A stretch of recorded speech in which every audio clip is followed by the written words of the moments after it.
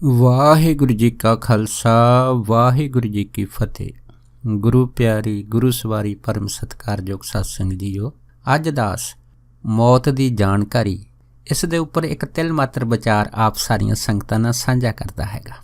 ਦੇਖੋ, ਗੁਰਬਾਣੀ ਦੀ ਤਾਕਤ ਏਡੀ ਭਾਰੀ ਆ ਕਿ ਅਗਰ ਕੋਈ ਇਨਸਾਨ ਆਪਣੇ ਮਨ ਕਰਕੇ ਗੁਰਬਾਣੀ ਦੇ ਨਾਲ ਪੂਰੀ ਤਰ੍ਹਾਂ ਜੁੜ ਜਾਵੇ, ਪੂਰੀ ਤਰ੍ਹਾਂ ਸ਼ਰਧਾ ਯਕੀਨ ਬਣ ਜਾਵੇ ਉਸ ਦਾ, ਫਿਰ ਜਦੋਂ ਉਹਦਾ ਆਖਰੀ ਸਮਾਂ ਆਉਂਦਾ ਨਾ, ਆਖਰੀ ਸਮੇਂ ਤੋਂ ਪਹਿਲਾਂ ਉਸ ਨੂੰ ਆਪਣੀ ਮੌਤ ਦਾ ਅਹਿਸਾਸ ਹੋ ਜਾਂਦਾ। ਉਸ ਨੂੰ ਇਸ ਚੀਜ਼ ਦਾ ਪਤਾ ਲੱਗ ਜਾਂਦਾ ਕਿ ਮੈਂ ਹੁਣ ਸੰਸਾਰ ਤੋਂ ਜਾ ਰਿਹਾ ਹੈ।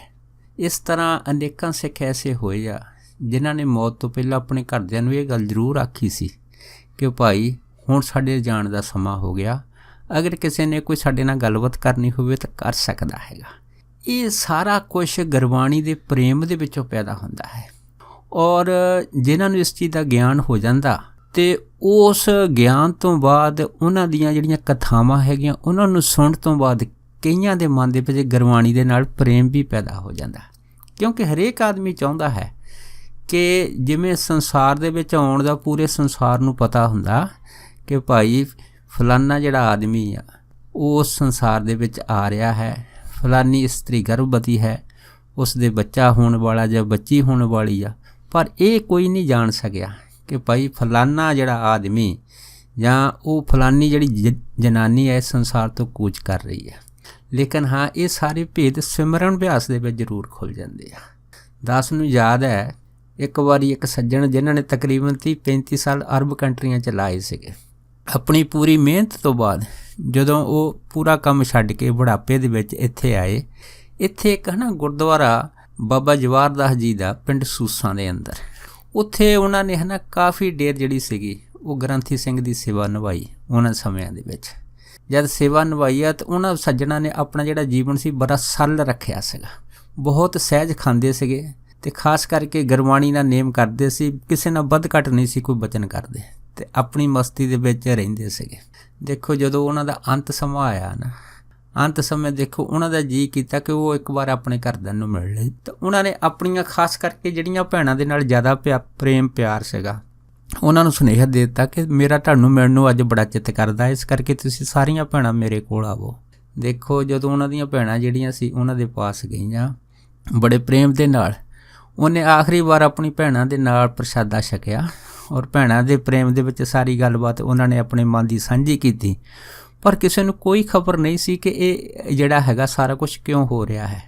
ਪਰ ਦੇਖੋ, ਪ੍ਰਸ਼ਾਦਾ ਛਕਣ ਤੋਂ ਬਾਅਦ ਉਹ ਜਿਹੜੇ ਸੀ ਜਦ ਆਰਾਮ ਨਾਲ ਲੰਮੇ ਪਏ, ਅਤੇ ਲੰਮੇ ਪੈਣ ਤੋਂ ਬਾਅਦ ਉਹਨਾਂ ਦੀਆਂ ਜਿਹੜੀਆਂ ਭੈਣਾਂ ਸੀਗੀਆਂ ਉਹ ਕੁਝ ਚਿਰ ਘਰ 'ਚ ਰਹੀਆਂ। ਜਦ ਜਾਣ ਲੱਗੀਆਂ ਤਾਂ ਉਹਨਾਂ ਨੇ ਕਿਹਾ ਵੀ ਚਲੋ ਵੀਰਾ ਸੁੱਤਾ ਪਿਆ ਹੈ, ਜਦੋਂ ਜਾਗੂਗਾ ਫਿਰ ਇਸ ਨੂੰ ਫਤਿਹ ਬੁਲਾ ਕੇ ਜਾਵਾਂਗੀਆਂ। ਪਰ ਜਦੋਂ ਕੁਛ ਘੰਟਿਆਂ ਦੀ ਇੰਤਜ਼ਾਰ ਤੋਂ ਬਾਅਦ ਉਹਨਾਂ ਦਾ ਵੀਰਾ ਨਾ ਉੱਠਿਆ ਤਾਂ ਅਖੀਰ ਉਹਨਾਂ ਦੀਆਂ ਭੈਣਾਂ ਉਹਦੇ ਪਾਸ ਹੀ ਚਲੀਆਂ ਗਈਆਂ।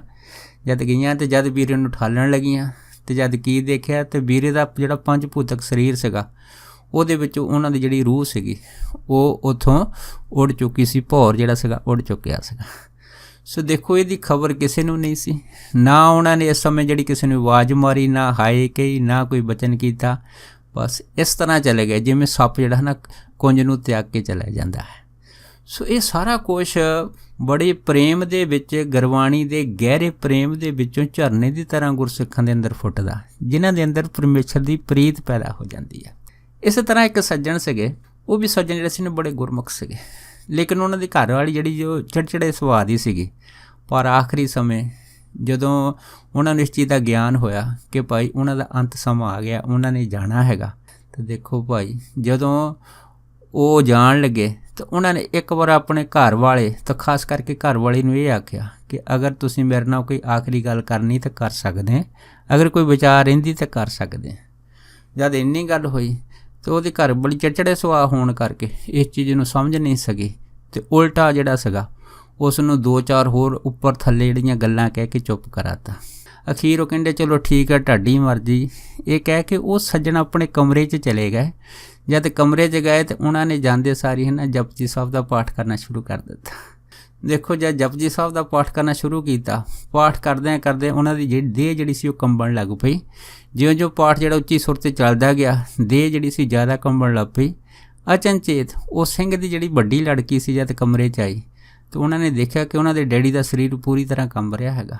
ਤੇ ਉਹਨਾਂ ਨੇ ਆਪਣੀ ਮਾਤਾ ਨੂੰ ਆਵਾਜ਼ ਮਾਰੀ ਕਿ ਡੈਡੀ ਜਿਸ ਤਰ੍ਹਾਂ ਪਹਿਲਾਂ ਪਾਠ ਕਰਦੇ ਹੁੰਦੇ ਸੀ ਇਸ ਤਰ੍ਹਾਂ ਨਹੀਂ ਕੰਬੇ, ਪਰ ਹੁਣ ਜਦ ਪਾਠ ਕਰ ਰਹੇ ਆ ਤੇ ਪੂਰੀ ਤਰ੍ਹਾਂ ਕੰਬ ਰਿਹਾ ਆ। ਪਰ ਜਦੋਂ ਉਸ ਦੀ ਬੱਚੀ ਨੇ ਆਪਣੇ ਡੈਡੀ ਨੂੰ ਆਵਾਜ਼ ਮਾਰੀ ਤੇ ਉਹਨਾਂ ਨੇ ਪਾਠ ਕਰਦੇ ਕਰਦੇ ਇਸ਼ਾਰਾ ਕੀਤਾ ਕਿ ਕੋਈ ਗੱਲ ਨਹੀਂ ਬੇਟਾ, ਕੋਈ ਗੱਲ ਨਹੀਂ, ਤੇ ਤੁਸੀਂ ਹੈ ਨਾ ਚੁੱਪ ਕਰਕੇ ਬੈਠ ਜਾਓ। ਪਰ ਜਦ ਪੂਰਾ ਜਪਜੀ ਸਾਹਿਬ ਦਾ ਪਾਠ ਕਰਕੇ ਅਖੀਰ ਦੇ ਵਿੱਚ ਸ਼ਲੋਕ ਪੜ੍ਹਿਆ ਤੇ ਉਹ ਘਰਦਿਆਂ ਦੇ ਸਾਹਮਣੇ ਸੱਜਣ ਜਿਹੜੇ ਸੀ ਆਪਣਾ ਪੰਜ ਭੌਤਿਕ ਸਰੀਰ ਤਿਆਗ ਗਏ। ਉਸ ਤੋਂ ਬਾਅਦ ਫਿਰ ਘਰਦਿਆਂ ਨੂੰ ਬੜਾ ਪਛਤਾਵਾ ਹੋਇਆ, ਕਿਉਂਕਿ ਇਹ ਸਾਰਾ ਕੁਝ ਪਰਮੇਸ਼ਰ ਦੀ ਪ੍ਰੀਤ ਦਾ ਸਦਕਾ ਹੈ ਕਿ ਕਈਆਂ ਅਭਿਆਸੀਆਂ ਨੂੰ ਜਿਹੜਾ ਉਹ ਉਸੇ ਟਾਈਮ ਪਤਾ ਲੱਗਦਾ ਜਦ ਉਹਨਾਂ ਦੀ ਜਿਹੜੀ ਨਾਭੀ ਖੁੱਲ੍ਹਦੀ ਹੈ। ਜਦ ਨਾਭੀ ਖੁੱਲ੍ਹਦੀ ਆ ਤਾਂ ਉਹਨਾਂ ਨੂੰ ਪਤਾ ਲੱਗ ਜਾਂਦਾ ਭਾਈ ਹੁਣ ਮੇਰਾ ਅੰਤ ਸਮਾਂ ਆ ਰਿਹਾ ਹੈ। ਇਸ ਤਰ੍ਹਾਂ ਕਈਆਂ ਨੂੰ ਅੰਤ ਸਮੇਂ ਹਨ ਦਰਸ਼ਨ ਦਿਦਾਰੇ ਹੋ ਜਾਂਦੇ ਆ। ਇਹ ਮਹਾਂਪੁਰਖ ਦੱਸਦੇ ਸੀ, ਇੱਕ ਮਹਾਤਮਾ ਸੀਗੇ, ਉਹਨਾਂ ਦਾ ਚੌਂਕੜੇ ਦਾ ਅਭਿਆਸ ਬਹੁਤ ਵੱਡਾ ਸੀਗਾ। ਉਹ ਪਦਮ ਆਸਣ ਦੇ ਵਿੱਚ 10-10 ਘੰਟੇ ਜਿਹੜੇ ਸੀ ਬੈਠ ਕੇ ਕੀਰਤਨ ਕਰਦੇ ਰਹਿੰਦੇ ਸੀ ਅਤੇ ਪਦਮ ਆਸਣ ਦੇ ਵਿੱਚ 10 ਘੰਟਿਆਂ ਤੋਂ ਬਾਅਦ ਕਥਾ ਵਿਚਾਰ ਵੀ ਬੜੀ ਗਹਿਰੀ ਕਰਦੇ ਸੀ। ਸੋ ਇਹ ਜਿਹੜੇ ਮਹਾਤਮਾ ਸੀਗੇ ਉਹ ਮਨ ਦੇ ਵਿੱਚ ਇੰਨਾ ਪਰਮੇਸ਼ਰ ਦੇ ਨਾਲ ਪ੍ਰੀਤ ਪਿਆਰ ਕਰਦੇ ਹੁੰਦੇ ਸੀ ਕਿ ਉਹਨਾਂ ਦੀ ਮਿਸਾਲ ਜਿਹੜੀ ਸੀ ਉਹ ਆਮ ਨਹੀਂ ਸੀ ਮਿਲਦੀ ਹੁੰਦੀ। ਇੱਕ ਵਾਰ ਦੱਸਦੇ ਆ ਮਹਾਂਪੁਰਖ ਕਿ ਇੱਕ ਵਾਰ ਜਦ ਦੀਵਾਨ ਦੇ ਵਿੱਚ ਉਹ ਇਸ ਤਰ੍ਹਾਂ ਜਿਹੜਾ ਪਦਮ ਆਸਣ ਦੇ ਵਿੱਚ ਕਥਾ ਕਰ ਰਹੇ ਸੀ, ਅਚਨਚੇਤ ਉਹਨਾਂ ਨੇ ਜਿਹੜੇ ਸੀਗੇ ਆਪਣੀ ਕਥਾ ਦਾ ਟੌਪਿਕ ਬਦਲ ਕੇ ਦੂਸਰੇ ਪਾਸੇ ਬੋਲਦਿਆਂ ਸੰਗਤ ਨੂੰ ਕਿਹਾ ਕਿ ਆਹ ਰਸਤੇ 'ਚ ਜਿੰਨੀ ਵੀ ਜਿਹੜੀ ਸੰਗਤ ਬੈਠੀ ਨੇ ਇੱਥੋਂ ਉੱਠ ਕੇ ਦੂਸਰੇ ਪਾਸੇ ਬੈਠ ਜਾਵੇ, ਇਹ ਰਸਤਾ ਸਾਰਾ ਪੱਧਰਾ ਕਰ ਦੇਵੇ। ਜਦ ਇੰਨੀ ਗੱਲ ਹੋਈ ਤਾਂ ਸੰਗਤ ਹੈਰਾਨ ਹੋ ਗਈ ਵੀ ਪਤਾ ਨਹੀਂ ਕੌਣ ਆ ਰਿਹਾ ਹੈਗਾ। ਪਰ ਜਦ ਸੰਗਤ ਨੇ ਆਪਣਾ ਧਿਆਨ ਦੇਖਣ ਨੂੰ ਦਿਖਾਈ ਤਾਂ ਕੋਈ ਨਹੀਂ ਦਿੱਤਾ। ਪਰ ਮਹਾਂਪੁਰਖ ਕਹਿਣ ਲੱਗੇ, ਕਹਿੰਦੇ ਦੇਖੋ ਭਾਈ ਅੱਜ ਮੈਨੂੰ ਹੈ ਨਾ ਪਰਮੇਸ਼ਰ ਜਿਹੜਾ ਹੈਗਾ ਉਹ ਗਰੜ ਦੇ ਉੱਤੇ ਸਵਾਰ ਹੋ ਕੇ ਬਕੁੰਠ ਲੈ ਕੇ ਜਾ ਰਿਹਾ ਹੈਗਾ, ਇਸ ਕਰਕੇ ਸਾਰੇ ਰਸਤਾ ਪੱਧਰਾ ਕਰ ਦਿਓ ਕਿਉਂਕਿ ਸਾਹਮਣੇ ਹੈ ਨਾ ਗਰੜ ਦੀ ਸਵਾਰੀ ਆ ਰਹੀ ਆ। ਦੇਖੋ ਇਹ ਦੇਖ ਕੇ ਜਿਹੜੀਆਂ ਸੰਗਤਾਂ ਸੀ ਇੱਕ ਪਾਸੇ ਹੋ ਗਈਆਂ। ਅਤੇ ਬਸ ਸੰਗਤਾਂ ਨੇ ਗਰੜ ਤਾਂ ਨਹੀਂ ਦੇਖਿਆ ਪਰ ਇੰਨਾ ਜ਼ਰੂਰ ਦੇਖਿਆ ਹੈਗਾ ਕਿ ਉਸ ਟਾਈਮ ਉਸ ਦੀਵਾਨ ਦੇ ਵਿੱਚ ਸੁਗੰਧੀਆਂ ਜ਼ਰੂਰ ਆਈਆਂ ਅਤੇ ਨਾਲ ਜਿਹੜੇ ਸੀ ਉਹ ਉੱਥੇ ਦੀਆਂ ਜੋ ਦਰਗਾਹ ਦੀਆਂ ਗੂੰਜਾਂ ਸੀਗੀਆਂ ਜਾਂ ਜੋ ਨਗਾਰੇ ਸੀ ਉਹਨਾਂ ਦੀ ਆਵਾਜ਼ ਸੁਣਾਈ ਦਿੱਤੀ। ਜਦ ਸੁਗੰਧੀਆਂ ਦੀ ਅਤੇ ਨਗਾਰਿਆਂ ਦੀ ਆਵਾਜ਼ ਸੁਣਾਈ ਦਿੱਤੀ ਅਤੇ ਫਿਰ ਹੀ ਸਾਰੀ ਸੰਗਤ ਜਿਹੜੀ ਉਹ ਸਮਝ ਗਈ ਕਿ ਭਾਈ ਵਾਕਿਆ ਗੱਲ ਸਹੀ ਆ। ਪਰ ਉਸ ਤੋਂ ਬਾਅਦ ਕੀ ਦੇਖਿਆ ਕਿ ਉਹ ਇਸੇ ਤਰ੍ਹਾਂ ਜਿਹੜੇ ਪਦਮਾਸਤੇ ਬੈਠੇ ਹੋਏ ਸਾਰੀ ਸੰਗਤ ਨੂੰ ਫਤਿਹ ਬੁਲਾ ਕੇ ਸੰਸਾਰ ਤੋਂ ਅਲਵਿਦਾ ਕਰ ਗਏ ਸੀ। ਸੋ ਕਹਿਣ ਤੋਂ ਭਾਵ ਹੈ ਕਿ ਜਿਨ੍ਹਾਂ ਨੇ ਕਮਾਈਆਂ ਕੀਤੀਆਂ ਹੈ ਨਾ, ਗੁਰਬਾਣੀ ਕਹਿੰਦੀ ਆ ਕਿ ਜਿਸ ਮਰਨੇ ਤੇ ਜਗ ਡਰੇ ਮੇਰੇ ਮਰਨ ਆਨੰਦ, ਉਹਨਾਂ ਦੇ ਮਰਨ ਦੇ ਵਿੱਚ ਉਤਸ਼ਾਹ ਪੈਦਾ ਹੋ ਜਾਂਦਾ। ਸੋ ਇਹੋ ਜਿਹੜਾ ਮਰਨਾ ਹੈ ਨਾ ਇਹੀ ਮਰਨਾ ਜਿਹੜੇ ਹੈ ਨਾ ਗੁਰਸਿੱਖ ਸਿੱਖਦੇ ਆ। ਕਿਉਂ? ਦੁਨੀਆ ਤਾਂ ਗੁਰਬਾਣੀ ਕਹਿੰਦੀ ਆ ਮਰਤਾ ਜਗ ਮੂਆ, ਮਰ ਵੀ ਨਾ ਜਾਣਿਆ ਕੋਏ, ਐਸੀ ਮਰਨੀ ਜੋ ਮਰੇ ਬੌਰ ਨਾ ਮਰਨਾ ਹੋਏ। ਮਹਾਂਪੁਰਖ ਤਾਂ ਐਸੀ ਮਰਨੀ ਮਰਦੇ ਆ ਕਿ ਦੁਬਾਰਾ ਮਰਨਾ ਨਹੀਂ ਪੈਂਦਾ। ਭਾਵ ਕੀ ਹੈ ਕਿ 84 ਲੱਖ ਚੱਕਰ ਤੋਂ ਆਦਮੀ ਜਿਹੜਾ ਨਾ ਉੱਪਰ ਉੱਠ ਜਾਂਦਾ, ਹਮੇਸ਼ਾ ਪਰਮਾਤਮਾ ਦੇ ਘਰ ਦੇ ਵਿੱਚ ਦਾਖਲ ਹੋ ਜਾਂਦਾ। ਜਿਵੇਂ ਭਾਈ ਸਾਹਿਬ ਭਾਈ ਵੀਰ ਸਿੰਘ ਹੁਣਾਂ ਨੇ ਆਪਣੀ ਜ਼ਿੰਦਗੀ ਦੀ ਪ੍ਰੀਤੀ ਕਿ ਮੇਰੀ ਕਿਸ ਤਰ੍ਹਾਂ ਜਿਹੜੀ ਹੈ ਅਕਾਲ ਪੁਰਖ ਨਾਲ ਲੱਗੀ, ਇਸੇ ਹੀ ਘਟਨਾ ਨੂੰ ਸੰਬੰਧ ਕਰਦੇ ਉਹਨਾਂ ਨੇ ਜਿਹੜਾ ਸੀ ਆਪਣੇ ਜੀਵਨ ਦੇ ਵਿੱਚ ਦੱਸਿਆ ਕਿ ਜਦੋਂ ਉਹਨਾਂ ਦੀ ਉਮਰ ਵੀ ਜਿਹੜੀ ਸੀ ਨਾ ਤਕਰੀਬਨ 15 ਕੁ ਸਾਲ ਦੇ ਕਰੀਬ ਸੀ ਅਤੇ ਉਹ ਆਪਣੇ ਨਾਨਕੇ ਘਰ ਰਹਿੰਦੇ ਹੁੰਦੇ ਸੀ। ਜਦ ਨਾਨਕੇ ਘਰ ਰਹਿੰਦੇ ਸੀਗੇ ਤਾਂ ਉਹਨਾਂ ਦਿਨਾਂ ਦੇ ਵਿੱਚ ਕਹਿੰਦੇ ਇੱਕ ਵਾਰ ਕੀ ਹੋਇਆ ਕਿ ਮੇਰੇ ਜਿਹੜੇ ਨਾਨਾ ਨਾਨੀ ਸੀਗੇ ਇਹ ਤਾਂ ਰੱਬ ਦੇ ਨਾਲ ਬਹੁਤ ਪ੍ਰੇਮ ਕਰਦੇ ਸੀਗੇ ਅਤੇ ਮੇਰੇ ਨਾਨਾ ਕਿਉਂਕਿ ਵਿਦਵਾਨ ਸੀਗੇ ਇਸ ਕਰਕੇ ਜਿਹੜੇ ਆਮ ਸੱਜਣ ਸੀਗੇ ਉਹਨਾਂ ਨੂੰ ਪੰਡਿਤ ਜੀ ਜਾਂ ਵਿਦਵਾਨ ਜੀ ਕਹਿ ਕੇ ਵੀ ਜਿਹੜੇ ਸਤਿਕਾਰ ਨਾਲ ਬੁਲਾਉਂਦੇ ਹੁੰਦੇ ਸੀ। ਅਤੇ ਭਾਈ ਸਾਹਿਬ ਭਾਈ ਵੀਰ ਸਿੰਘ ਲਿਖਦੇ ਆ, ਕਹਿੰਦੇ ਵੀ ਜਿਸ ਕਮਰੇ 'ਚ ਮੈਂ ਰਹਿੰਦਾ ਹੁੰਦਾ ਸੀ ਉਸ ਕਮਰੇ 'ਚ ਦੂਸਰਾ ਆਦਮੀ ਕੋਈ ਨਹੀਂ ਸੀ ਰਹਿੰਦਾ, ਇਸ ਕਰਕੇ ਜਿਹੜੀ ਜ਼ਿੰਦਗੀ ਸੀਗੀ ਬਹੁਤ ਸੁੰਦਰ ਜਿਹੜੀ ਸੀ ਉਹ ਬਤੀਤ ਹੋ ਰਹੀ ਸੀ। ਪਰ ਕਹਿੰਦੇ ਇੱਕ ਵਾਰ ਕੀ ਹੋਇਆ ਕਿ ਜਦੋਂ ਮੈਂ ਨਾ ਸਕੂਲ ਤੋਂ ਵਾਪਸ ਆਇਆ ਮੈਂ ਕੀ ਦੇਖਿਆ, ਮੇਰੇ ਕਮਰੇ ਦੇ ਵਿੱਚ ਇੱਕ ਮੰਜਾ ਡਿੱਠਾ ਹੋਇਆ। ਕਹਿੰਦੇ ਜਦੋਂ ਮੈਂ ਮੰਜਾ ਦੇਖਿਆ ਤਾਂ ਮੈਂ ਹੈਰਾਨ ਹੋਇਆ ਕਿ ਮੇਰੇ ਕਮਰੇ ਵਿੱਚ ਕਿਸ ਦਾ ਮੰਜਾ ਆ ਗਿਆ ਹੈ। ਫਿਰ ਕਹਿੰਦੇ ਵੀ ਮੈਂ ਆਪਣੀ ਨਾਨੀ ਜੀ ਨੂੰ ਪੁੱਛਿਆ ਕਿ ਨਾਨੀ ਜੀ ਮੇਰੇ ਕਮਰੇ ਵਿੱਚ ਕੌਣ ਮਹਿਮਾਨ ਆ ਗਿਆ ਹੈ ਜਿਸ ਦਾ ਮੰਜਾ ਤੁਸੀਂ ਮੇਰੇ ਕਮਰੇ ਵਿੱਚ ਡਾਹਤਾ ਹੈ। ਜਦ ਕਦੇ ਇੰਨੀ ਗੱਲ ਹੋਈ ਤਾਂ ਫਿਰ ਮੇਰੀ ਨਾਨੀ ਜੀ ਨੇ ਦੱਸਿਆ ਸੀ, ਕਹਿਣ ਲੱਗੇ ਕਹਿੰਦੇ ਬੇਟਾ ਜੀ ਇਹ ਜਿਨ੍ਹਾਂ ਦਾ ਮੰਜਾ ਤੇਰੇ ਕਮਰੇ ਵਿੱਚ ਡਿੱਠਾ ਹੈ ਨਾ ਇਹ ਜਿਹੜੇ ਸੱਜਣ ਹੈਗੇ ਆ ਇਹ ਜਿਹੋ ਜਿਹਾ ਅੰਦਰ ਵਾ ਉਹੋ ਜਿਹੇ ਬਾਹਰ। ਭਾਵ ਕੀ ਆ ਪੂਰਨ ਚੋਟੀ ਦੇ ਗੁਰਸਿੱਖ ਹੈ। ਸੋ ਇਸੇ ਕਰਕੇ ਅਸੀਂ ਇਹਨਾਂ ਦਾ ਮੰਜਾ ਜਿਹੜਾ ਤੇਰੇ ਕਮਰੇ 'ਚ ਡਾਇਆ ਤਾਂ ਜੋ ਤੂੰ ਇਹਨਾਂ ਦੇ ਦਰਸ਼ਨ ਕਰਕੇ ਨਿਹਾਲ ਹੋਵੇ ਅਤੇ ਤੈਨੂੰ ਵੀ ਗੁਰਸਿੱਖੀ ਦੀ ਸਮਝ ਆਵੇ, ਤੇਰੇ ਅੰਦਰ ਵੀ ਪਰਮੇਸ਼ਰ ਦੀ ਪ੍ਰੀਤੀ ਦਾ ਬਲਬਲਾ ਜਾਗੇ। जद ये गल होई सी तो भाई वीर सिंह कहंदे कि मेरे मन विच होया कि मैं सज्जन नूं देखा कि सज्जन किहो जिहा आ। पर कहंदे जद शाम होई वो सज्जन कहंदे जद मेरे कमरे च आए तो उन्हां दा चेहरा ते चिट्टा दाड़ा प्रकाश देख के कहंदे मेरा मन बड़ा खुश होया। उन्हें दे कहंदे चेहरे दा इन्ना नूर सीगा।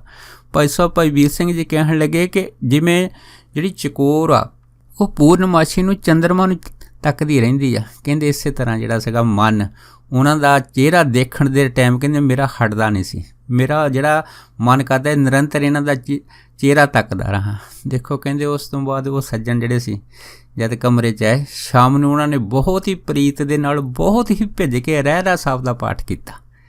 जद कहंदे रहरास साहब दा पाठ कीता उस तो बाद फिर कहंदे रात नूं ने कीर्तन सोहला कीता। जद कीर्तन सोहला कीता तो कहंदे भी कमरा मैनूं इस तरह महसूस होया जिवें बहुत ही सुगंधी दे नाल भर गया होवे।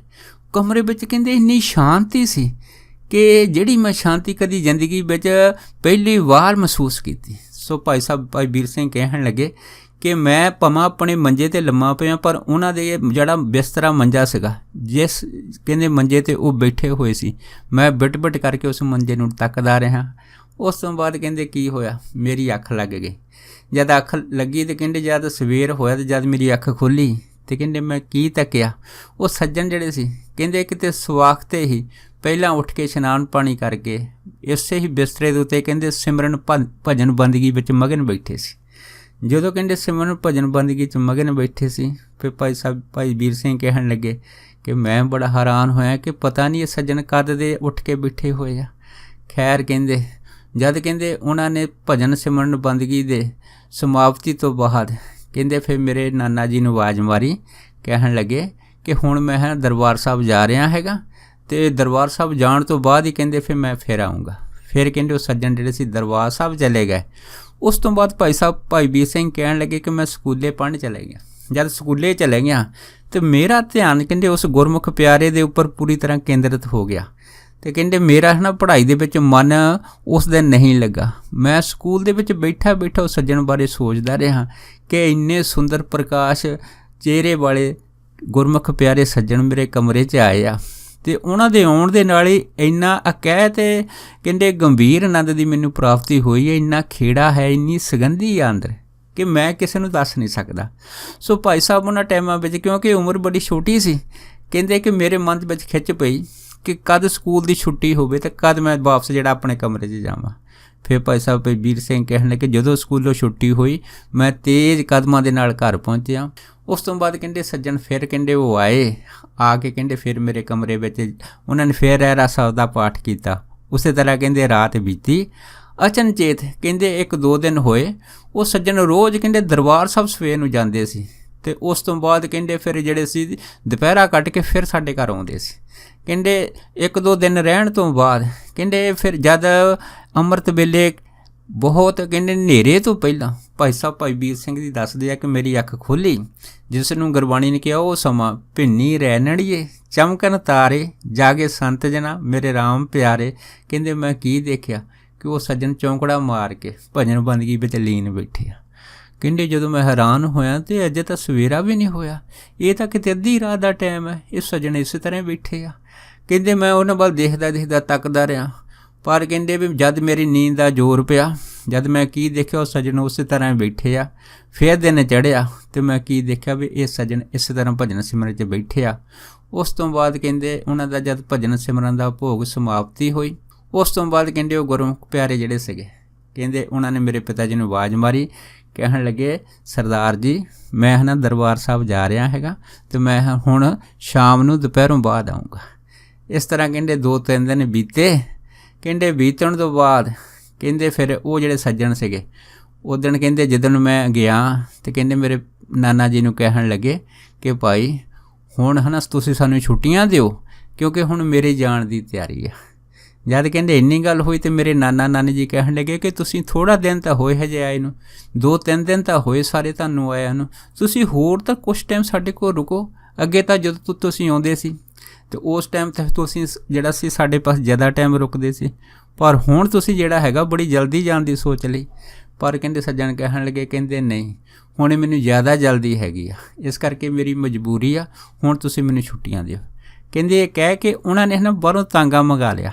ਜਦ ਤਾਂਗਾ ਮੰਗਾਇਆ ਕਹਿੰਦੇ ਉਹਦੇ ਵਿੱਚ ਉਹਨੇ ਆਪਣਾ ਜਿਹੜਾ ਥੋੜ੍ਹਾ ਬਹੁਤਾ ਸਮਾਨ ਸੀਗਾ ਵਿੱਚ ਰੱਖ ਲਿਆ। ਰੱਖ ਕੇ ਕਹਿੰਦੇ ਫਿਰ ਉਹ ਸਾਡੇ ਘਰ ਆ ਗਏ। ਰੱਖ ਕੇ ਘਰ ਆ ਕੇ ਕਹਿੰਦੇ ਉਹਨਾਂ ਨੇ ਫਿਰ ਸਾਡੇ ਸਾਰੇ ਪਰਿਵਾਰ ਨੂੰ, ਮੇਰੇ ਨਾਨਾ ਨਾਨੀ ਜੀ ਨੂੰ ਫਤਿਹ ਬੁਲਾਈ। ਅਤੇ ਭਾਈ ਸਾਹਿਬ ਭਾਈ ਵੀਰ ਸਿੰਘ ਕਹਿਣ ਲੱਗੇ ਮੈਂ ਉਹਦਾ ਚਿਹਰਾ ਹੀ ਤੱਕਦਾ ਰਿਹਾ। ਕਹਿੰਦੇ ਵੀ ਜਦੋਂ ਫਤਿਹ ਬੁਲਾਈ ਉਸ ਤੋਂ ਬਾਅਦ ਕਹਿੰਦੇ ਉਹ ਤਾਂਗੇ 'ਤੇ ਸਵਾਰ ਹੋ ਗਏ। ਸਵਾਰ ਹੋ ਕੇ ਜਦੋਂ ਤਾਂਗਾ ਤੁਰਨ ਲੱਗਾ ਫਿਰ ਕਹਿੰਦੇ ਉਹ ਰੁਕੇ ਫਿਰ ਤਾਂਗੇ ਤੋਂ ਥੱਲੇ ਉਤਰੇ। ਫਿਰ ਕਹਿੰਦੇ ਸਾਡੇ ਘਰ ਆਏ।